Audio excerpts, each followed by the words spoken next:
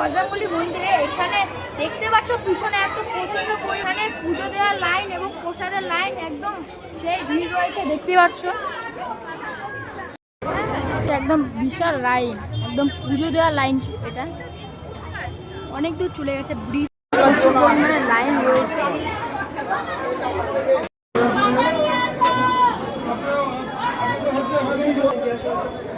প্রসাদ তৈরি হতেই আছে, একদম একবার করে নামছে আবার তৈরি হচ্ছে। প্রসাদের লাইন রয়েছে, একবার করে খিচুড়ি আসছে আছে আর বিতরণ করা হচ্ছে প্রসাদ। প্রসাদ পেয়ে গেছে। অতনুদা, তোমার এই বজরংবলী মন্দিরে এসে প্রসাদ খেতে কেমন লাগছে? দেখুন, আজকে বজরংবলী জয়ন্তী উপলক্ষে, হনুমান জয়ন্তী উপলক্ষে আমরা সকলে এখানে এসেছি বন্ধুরা মিলে।